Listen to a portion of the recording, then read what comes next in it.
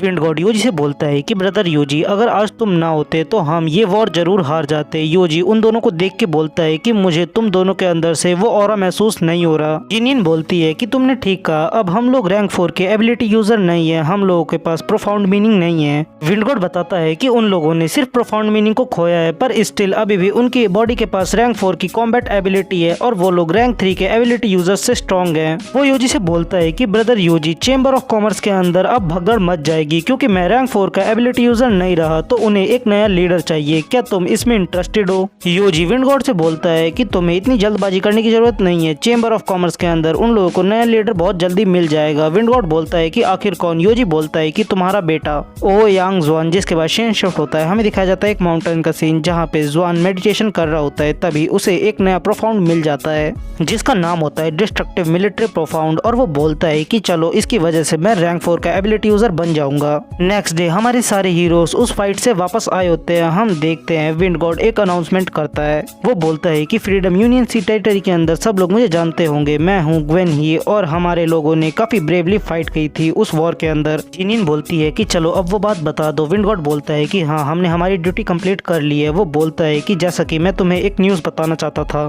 मैं और कमांडर जिनिन हम लोग उस वॉर के अंदर घायल हो गए थे, जिसकी वजह से अब हम लोग रैंक 4 के नहीं रहे, अब हम लोग रैंक 3 पे आ गए हैं। सभी लोग काफी ज्यादा डर जाते हैं। वो बोलते हैं कि हमारे 2 गार्डियन रैंक 4 के नहीं रहे, ये कितनी ज्यादा बेकार न्यूज है। तो जी उन लोगों को बताता है कि जैसा कि विंड गॉड ने अभी बताया, हम लोगों ने अपने 2 गार्डियन को खो दिया है। तो सब लोग चिल्लाते हैं कि आखिर ऐसी अनाउंसमेंट वो लोग कैसे कर सकते हैं, इससे ह्यूमैनिटी काफी ज्यादा डर में रहेगी। योजी एक बहुत अच्छी स्पीच देता है जिसकी वजह से वो वहाँ का माहौल शांत कर देता है। वो उन लोगों को भरोसा दिलाता है कि वो लोग इस फाइट के अंदर जरूर जीतेंगे। योजी फिर उन लोगों को गुड न्यूज देता है। वो बोलता है कि हमारे 2 गार्डियन एंजल रैंक 4 के नहीं रहे, पर हमें कुछ दिन पहले खबर मिली थी कि विंड गॉड के बेटे ओ यांग जुआन ने ब्रेक थ्रू किया है रैंक 4 के लिए, और अब उनकी ह्यूमैनिटी के पास एक नया गार्डियन है उन्हें प्रोटेक्ट करने के लिए। तभी हम देखते हैं सारे लोग शॉक होते हैं क्योंकि उनके ऊपर से 3 लोग उड़ के जा रहे होते हैं। फिर हमें दिखाया जाता है हमारे नए रैंक 4 के एबिलिटी यूजर्स को, जिसके अंदर होते हैं पिग, फाई और जुआन। नेक्स्ट सीन में हम देखते हैं यांग को, जो कि ईथर वर्ल्ड के अंदर मॉन्स्टर की बॉडी को एग्जामिन कर रहा होता है। वो बोलता है कि अभी उसको सबसे पहले डार्क एनर्जी के ऊपर काम करना होगा और वो इन मॉन्स्टर्स की बॉडी को बाद में डिसमेंटल करेगा। सबसे पहले उसे नए प्रोफाउंड मीनिंग को सीखना होगा। तभी वहाँ पे फाई आ जाती है। तो यांग बोलता है कि फाई पहले तुम मेरी मदद करो। फाई बोलती है कि भाई कहीं तुम नया कैरेक्टर बनाने का तो नहीं सोच रहे हो ना। यांग फाई से बोलता है कि तुम्हारी एक्टिंग काफी ज्यादा खराब है, इसलिए तुम सिर्फ माओ रैबिट बन सकती हो क्योंकि वो बोलते नहीं है, और मुझे नए लोग तो चाहिए ना काम करने के लिए। फाई समझ जाती है कि यांग उसे चिढ़ा रहा है, तो वो यांग से बोलती है कि मेरी एक्टिंग तो तुमसे काफी ज्यादा अच्छी है। यांग फिर फाई का गाल खींचता है। वो बोलता है कि तुमने अभी क्या कहा? फाई बोलती है कि भाई मुझे छोड़ दो, मैं अब से ऐसा नहीं कहूंगी।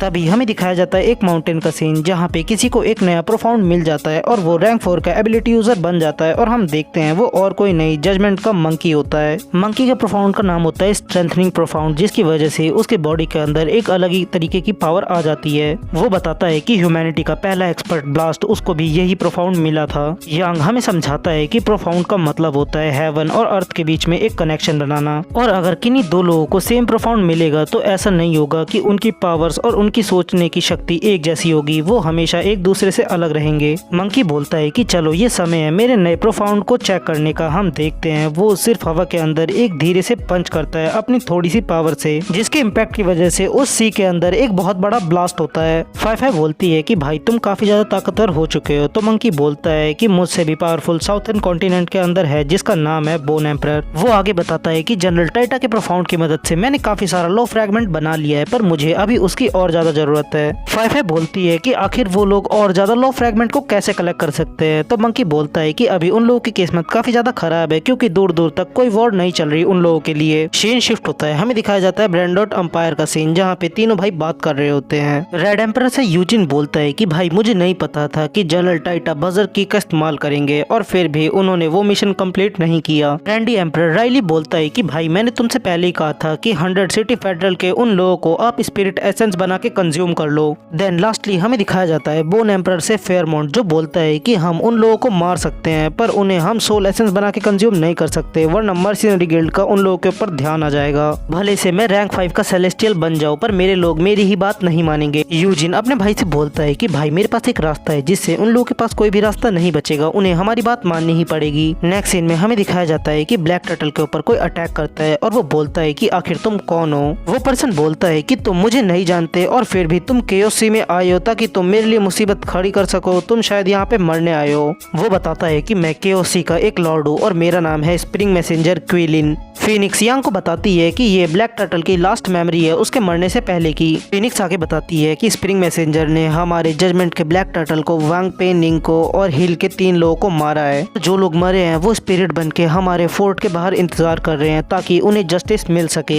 यांग गुस्से में बोलता है कि अब मुझे केओसी के अंदर जाना ही होगा क्योंकि इन लोगों ने मेरे लिए और कोई रास्ता छोड़ा ही नहीं है। यांग फिनिक्स से बोलता है कि स्प्रिंग मैसेंजर की एबिलिटी क्या है, तो फिनिक्स बताती है कि रैंक 3, वो भी उसकी लिमिट पे। यांग मुस्कुराता है, वो बोलता है तब तो इसके लिए मेरे पास एक बहुत अच्छा कैंडिडेट है। हम देखते हैं क्विलिन को जो कि बोलता है कि आज के लिए मेरा दिन कितना ज्यादा अनलकी है, मैंने आज जजमेंट के 3 लोगों को मार दिया और मुझे लगता है कि योजी और बाकी लोग मुझे मारने जरूर आएंगे। वो मास्क फेंक के वहाँ से जा रहा होता है, बोलता है कि आज मैंने इस मिशन को पूरा किया है, शायद ये मेरी जिंदगी का एक लास्ट मिशन होगा। तभी उसके पीछे आवाज आती है कि हे डरपोक, तुमने मेरे लोगों को मार दिया और अब तुम यहाँ से भागना चाहते हो। तो क्विलिन गुस्सा हो जाता है, वो बोलता है कि आखिर किसको मरना है यहाँ पे। मंकी बोलता है कि तुम्हारी ऑर्गेनाइजेशन ने तुम्हें एक चारा बनाया और तुम्हें इस आइलैंड पर मरने के लिए छोड़ दिया। क्विलिन बोलता है कि जजमेंट कितनी ज्यादा डरावनी है, मैंने अभी उनके कुछ कीड़ों को मारा और उन्होंने एक जोडियाक भेज दिया ताकि वो लोग मुझे मार सके। कम से कम तुम मुझे थोड़ा सांस लेने का तो समय दो। मुझे पता है कि तुम काफी ज्यादा स्ट्रांग हो, पर क्या तुम्हें नहीं पता मैं केओसी का लॉर्ड स्प्रिंग मैसेंजर हूँ। मंकी तभी उसके पास आ जाता है, वो बोलता है कि मुझे पता है, चल आगे बता।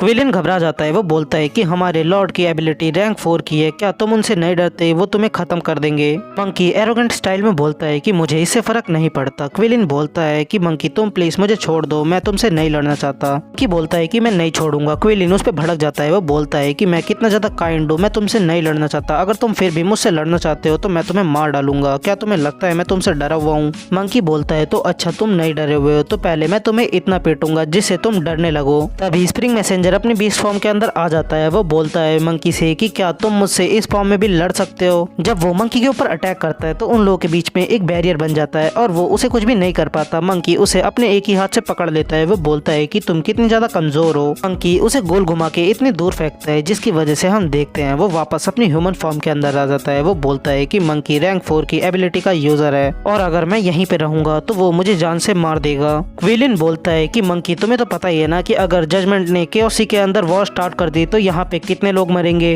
मंकी बोलता है कि आखिर तुमसे किसने कहा जजमेंट केओसी के लॉर्ड के संग एक वॉर स्टार्ट करने वाला है। क्विलिन हंसते हुए बोलता है कि हम लोगों का एक ही दुश्मन है, ओसिड के लोग, और हमें उन लोगों से मिलकर फाइट करनी चाहिए। मंकी बोलता है कि मैंने कहा जजमेंट के लोग सिर्फ केओसी के लॉर्ड को मारेंगे और ये एक तरफा खूनी खेल होगा। सीन शिफ्ट होता है, हमें दिखाया जाता है केओसी के अंदर किसी रैंडम आइलैंड का सीन जहाँ पे एक फिशरमैन को एक लाइट बीम लगती है। अभी उसे होश आ जाता है, वो बोलता है कि मैं वापस आ गया। वेल मैं बता दूं ये क्रिस है। क्रिस बोलता है कि इतनी दूर भाग के आने के बाद उसे फाइनली एक सुटेबल होस्ट मिला है जो उसकी बॉडी को कंट्रोल कर सकता है और ये सब योजी की वजह से हुआ है। तभी एक लड़की बोलती है कि भाई जल्दी से तुम यहाँ पे आओ क्योंकि केओसी के लॉर्ड विंटर मैसेंजर यहाँ पे आ रहे हैं। क्रिस उस लड़की से बोलता है कि विंटर मैसेंजर आखिर इस सुनसान जगह पे क्यों आ रहे हैं। वो लड़की बोलती है कि भाई आखिर तुम्हें क्या हुआ है, वैसे तो तुम इतने स्मार्ट रहते हो पर आज तुम ऐसी बेवकूफी भरी बातें कैसे कर रहे हो। वो लड़की बोलती है कि फादर ने हमें कहा है कि हमें माउंटेन वैली के अंदर छुपना है जब वो विंटर मैसेंजर आएगा क्योंकि यहाँ पे एक बहुत बड़ा ब्लिजार्ड आने वाला है। क्रिस अपने मन में बोलता है कि इस बर्फ के तूफान के अंदर मुझे ऐसा लगता है कि यहाँ पे बहुत लोग मरेंगे और मुझे ऐसा भी लगता है कि मेरे अलावा इस आइलैंड पे और कोई नहीं बच पाएगा।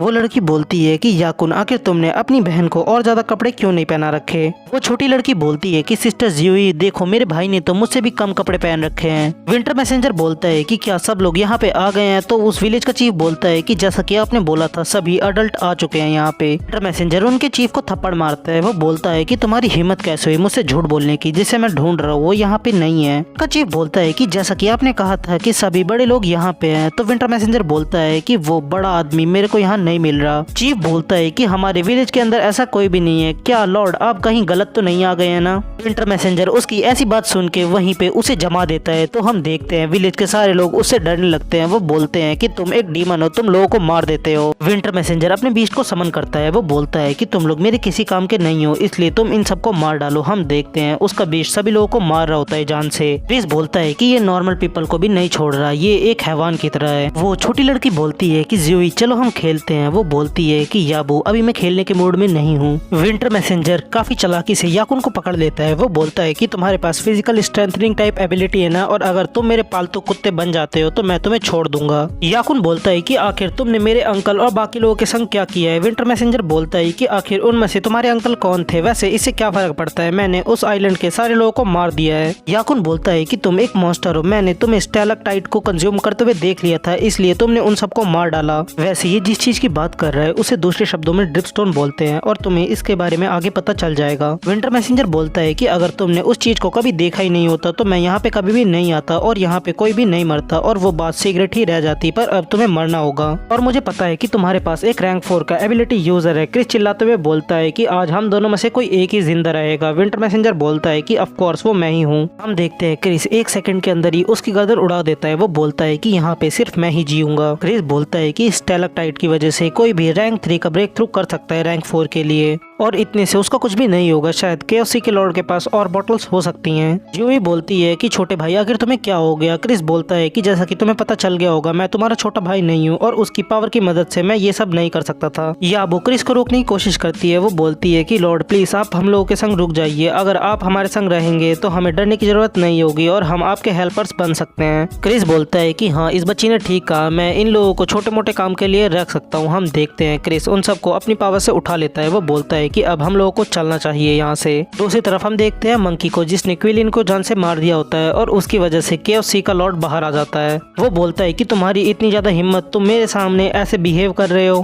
कि उससे बोलता है कि तुम्हें तो पता होगा ना कि मैं यहाँ पे क्यों आया हूँ। तो KFC का लॉर्ड बोलता है कि मुझे पता है कि स्प्रिंग मैसेंजर ने तुम्हारे 3 लोगों को मार दिया था और अब तुमने उसे मार दिया तो हमारा हिसाब बराबर होता है यहाँ पे। मंकी बोलता है कि तुम्हारे लोगों ने मेरे लोगों को मारा और तुम उनके लीडर हो, इसलिए तुम्हें उन्हें थोड़ी सी मेहनत देनी चाहिए। मैं तुम्हें जान से तो नहीं मारूंगा पर तुम्हारी पिटाई जरूर करूंगा। और कैसा रहेगा अगर तुम अपने आप को स्लैप करोगे 18 बार, वो भी मेरे सामने, तो मैं शायद तुम्हें बख्श दूं। केओस का लॉर्ड उसकी ऐसी बातें सुन के काफी ज्यादा गुस्से में आ जाता है। जब वो अपने सामने देखता है कि मंकी को बिल्कुल भी डर नहीं लग रहा होता, वो बोलता है कि मैंने आज से पहले कभी भी इतनी ज्यादा पावरफुल एनिमी से फाइट नहीं करी थी और शायद ये काफी ज्यादा स्ट्रांग हो सकता है, पर इसने अभी अभी ब्रेक थ्रू किया है रैंक 4 के लिए। मंकी तभी उसके ऊपर अटैक कर देता है। केओस का लॉर्ड बोलता है कि ये प्रोफाउंड मीनिंग, क्या ये तुम हो ब्लास्ट? वो उसके अटैक को डॉज करता है। वो बोलता है कि ब्लास्ट तुमने कहा था कि तुम अगले 100 सालों में भी मुझे ढूंढने नहीं आओगे और मुझे तो कभी भी नहीं लगा था कि हीरो एसोसिएशन के प्रेसिडेंट कभी भी अपना प्रॉमिस पूरा नहीं करेंगे। की बोलता है कि ध्यान से देखो, मैं ब्लास्ट नहीं हूँ, मैं जजमेंट से मंकी हूँ और जब मैं तुम्हें मार दूंगा तो तुम हेल में जाके पूछ लेना उससे कि आखिर मैं कौन हूँ। केओस का लॉर्ड बोलता है कि तुम्हारा प्रोफाउंड भी उसके जैसा सेम है और अगर तुम यहाँ से चले जाते हो तो मैं ऐसा शो करूंगा आज कुछ भी नहीं हुआ था।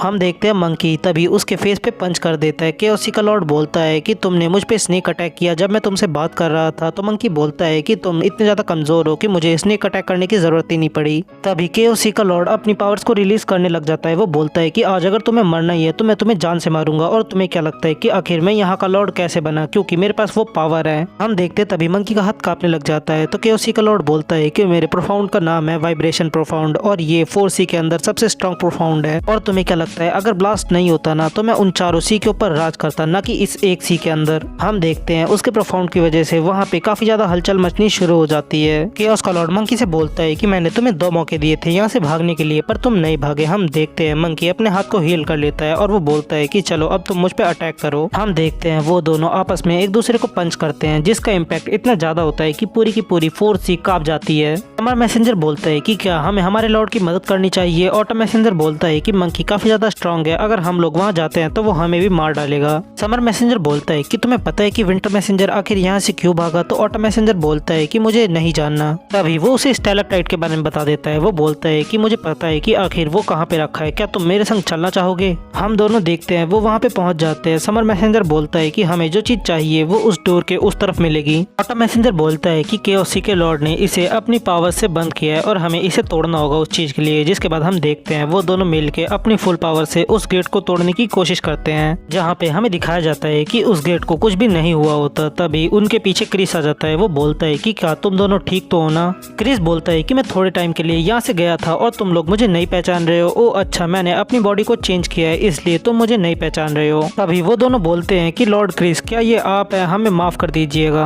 हम देखते हैं क्रिस अपनी मेंटल पावर से एक स्वॉर्ड बनाता है और वो अपने एक ही स्लैश के अंदर उस दरवाजे के चिथड़े उड़ा देता है और वहाँ का सारा ट्रेजर खुल जाता है। क्रिस बोलता है कि तुम दोनों को तो ये ट्रेजर चाहिए था ना? तो समर मैसेंजर बोलता है कि लॉर्ड लॉर्ड हमें तो स्टैलेक्टाइट चाहिए था, पर अगर आपको वो चाहिए तो आप ले सकते हैं उसे। क्रिस बोलता है कि मुझे स्टैलेक्टाइट नहीं चाहिए और वो तो तुम्हारे लिए ज्यादा बेनिफिशियल हो सकता है क्योंकि तुम लोग रैंक 3 के हो। बस मुझे ये चाहिए कि तुम लोग हमेशा मेरे लिए लॉयल रहो। चेंज शिफ्ट होता है, हमें दिखाया जाता है मंकी को जो कि बोलता है कि तुम काफी ज्यादा स्ट्रांग हो। मुझे तो लगा था कि तुम एक लालची कीड़े हो जो कि नहीं लड़ सकता, पर तुम काफी ज्यादा स्ट्रांग हो। तुम तो विंड गॉड से भी ज्यादा स्ट्रांग हो। केओस का लॉर्ड बोलता है कि मेरी तुलना उस बुढ़े से मत कर क्योंकि मैं काफी ज्यादा अच्छी लाइफ जीता हूँ उससे। मंकी बोलता है कि आखिर तेरी हिम्मत कैसे हुई विंड गॉड के बारे में ऐसा बोलने की। उसने अपनी पूरी जान लगा दी ह्यूमैनिटी को बचाने के लिए और तुझ जैसा डरपोक ऐसा काम कभी भी नहीं कर सकता है। केओस का लॉर्ड बोलता है कि अब मेरे पास कोई बेचारा नहीं बचा। वो बोलता है कि ये है मेरा खास मूव एलिमेंट शॉक फीस्ट, और अगर मैं इस मूव को यूज करता हूँ तो अगले 10 सालों के लिए मुझे रेस्ट करना होगा ताकि मैं अच्छे से हील हो सकूं, पर अगर एनिमी तुम हो तो मैं इसे जरूर करूंगा। मंकी बोलता है कि अगर मैं केयरफुल नहीं रहा तो मैं मारा जा सकता हूँ क्योंकि मैं अभी क्लोन यूज नहीं कर रहा हूँ और मेरी रीबर्थ एबिलिटी खराब हो जाएगी। हम तभी देखते हैं केओस का लॉर्ड मंकी के ऊपर अपनी पूरी पावर से अटैक कर देता है, पर जब मंकी अपनी आंख खोलता है तो वहाँ पे ऐसा कुछ भी नहीं होता। हम देखते हैं वो उससे डर के भाग जाता है। मंकी बोलता है कि इसने अभी मेरे संग एक चाल चली ताकि वो यहाँ से बच के भाग सके। केओस का लॉर्ड बोलता है कि मैं वहाँ पे नहीं मर सकता था क्योंकि मेरे पास अभी मेरी पूरी जिंदगी पड़ी हुई है एंजॉय करने के लिए और मुझे जल्दी से जल्दी स्टैलेक्टाइट को लेके यहाँ से निकल जाना चाहिए। वो जैसे ही उस जगह पे पहुँचता है तो वो उन दोनों से बोलता है कि आखिर तुम दोनों यहाँ पे क्या कर रहे हो, और मैंने कभी भी नहीं सोचा था कि तुम दोनों भी मुझे विंटर मैसेंजर की तरह धोखा दोगे, तुम गद्दारो। वो दोनों उससे माफी मांगते हैं। केओस का लॉर्ड बोलता है कि ठीक है मैं तुमसे बाद में निपटूंगा, पहले तुम मुझे वो चीज दे दो और मुझे प्रोटेक्ट करो। विंटर मैसेंजर बोलता है कि लॉर्ड वो चीज हमारे पास नहीं है। केओस का लॉर्ड काफी ज्यादा गुस्से में आ जाता है। वो बोलता है कि तुमने वो दरवाजा तोड़ दिया है और वहाँ से स्टैलेक्टाइट गायब है और तुम मुझसे ये बोल रहे हो कि वो तुम्हारे पास नहीं है, चलो अब मुझे वो चीज दे दो। तभी उसके पीछे से एक आवाज आती है कि वो चीज मेरे पास है। हम देखते हैं जैसे ही वो पीछे मुड़ता है क्रिस उसके ऊपर तुरंत ही अटैक कर देता है, पर केओस का लॉर्ड उसे डॉज करता है।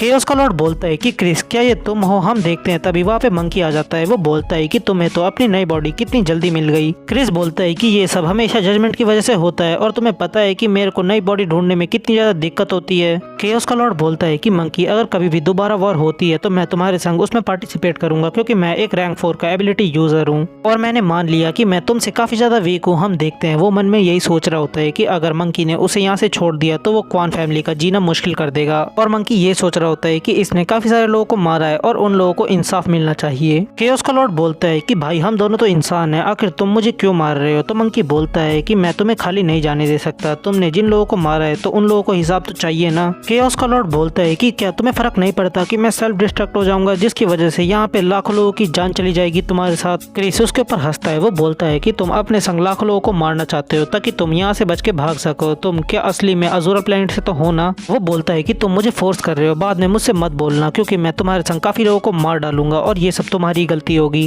मंकी काफी ज्यादा चिल होता है। वो बोलता है कि यहाँ पे जितने लोग भी मरेंगे वो सब तुम्हारी गलती होगी ना कि मेरी। केओस का लॉर्ड बोलता है कि मंकी क्या तुम्हें डर नहीं लग रहा कि अगर तुमने ऐसा ही किया तो जजमेंट के ऊपर एक दाग लग जाएगा।